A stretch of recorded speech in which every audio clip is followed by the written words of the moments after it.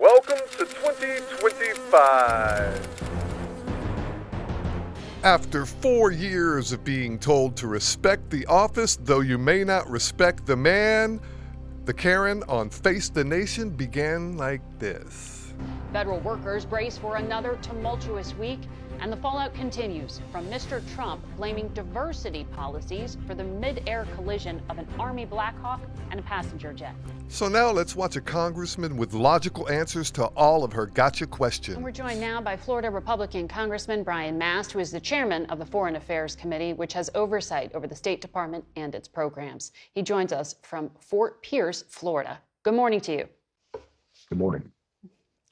I want to start first on the tariffs that were announced overnight by President Trump. You know, there is a free trade agreement with Mexico and Canada. President Trump negotiated during his first term. The tariffs may violate that deal. If he's invoking tariffs on a national security basis, can you explain the threat posed by Canada? Yeah, and he was President Trump, that is to say, was very specific in his executive order outlined that it's specifically related to fentanyl. It's specifically related to human trafficking.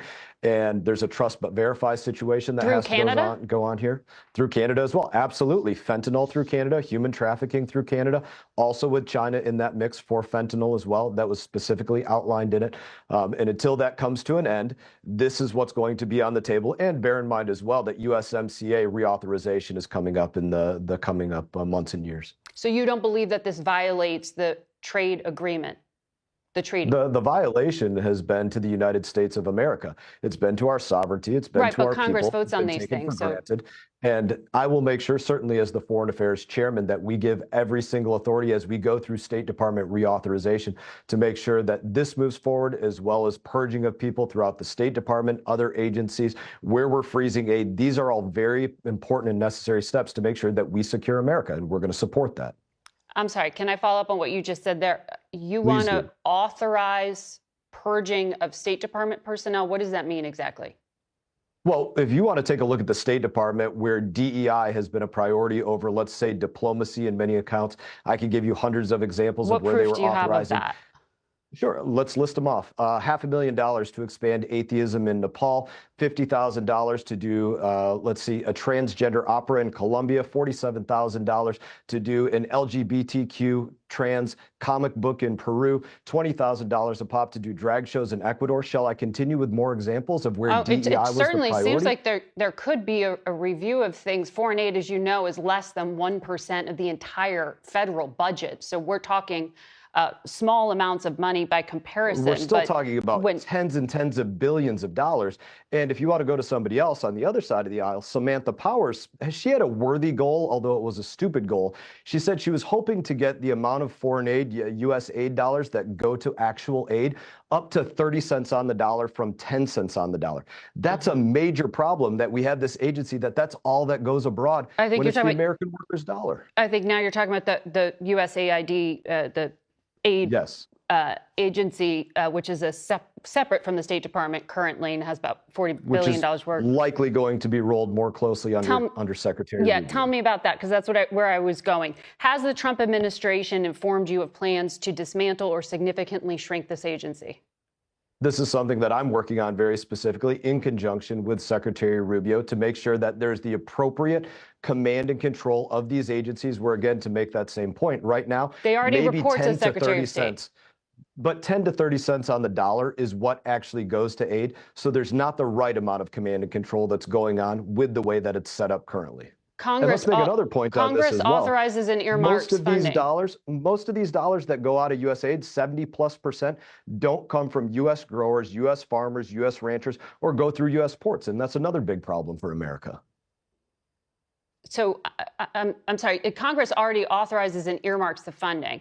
Just to be very clear, you're not endorsing getting rid of USAID as a separate department, which already reports to the Secretary of State, are you? I would be absolutely for, if that's the path we go down, removing USAID as a separate department and having it fall under one of the other parts of United States Department of State because of its failure. I just went over the numbers twice with you in the amount of aid that actually makes it into the hands. I mean, you could almost say this is a little bit hyperbole, but there's probably more dollars that go towards state dinners around the DC Beltway than what actually goes into rice and beans abroad. That's the state of what's going on with USAID. And Samantha Powers said no less herself. Well, I think every single administration authorizes reviews, could increase efficiencies. There are plenty of people who proposed bringing it more under the authority of the State Department. Madeleine Albright tried to do that. That's not a new MAGA idea. I think the question here, though, is about how you do it.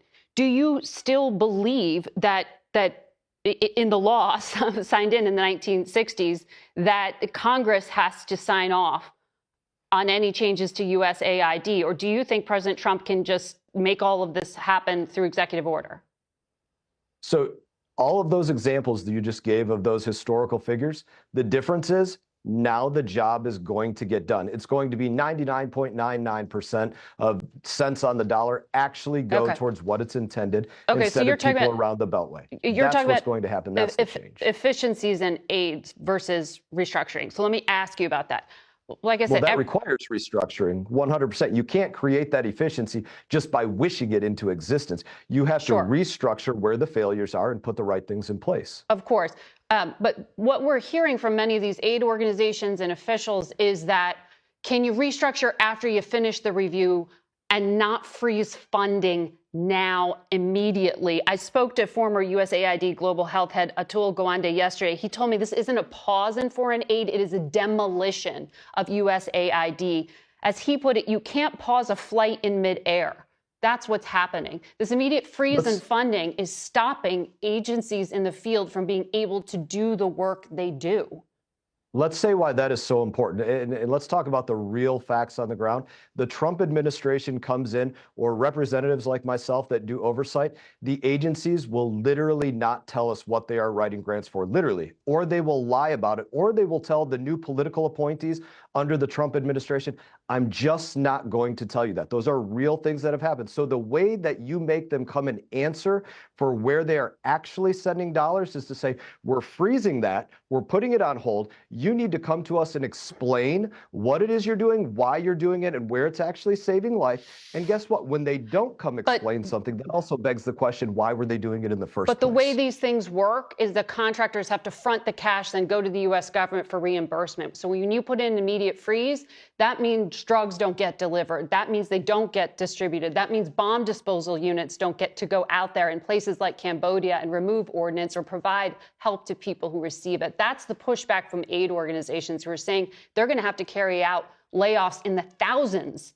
in the coming week. Does that concern you at all? They will have an opportunity. It doesn't concern me because of the grift that has been going on to the American taxpayer, the American worker. That's what needs to be answered for. And so you look at this, let's use PEPFAR as an example. You were talking about drugs going to individuals. There was a release of that hold that was authorized, but it shouldn't be the case that the American people fund HIV and AIDS drugs for 20 million people across Africa, where many of these countries are working very directly with our adversaries like China. That is an example of them taking us for granted. We need to be asking the question, should they be weaning off of this? Should we be paying for these very expensive HIV and AIDS drugs? Should the American worker be footing the bill for that? Those are real questions. Yeah, real questions. But in the meantime, people need their drugs while you ask those questions. So that's where the disagreement is with the aid organizations. But let me ask you about air traffic controllers and what's happening here. Not with all the leaders of other countries, though. I believe I saw the leader of Kenya as one step up and say, hey, this is an example where we need to step up for ourselves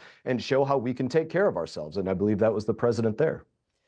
I want to ask you, as I was saying, about another committee you sit on, Transportation Committee.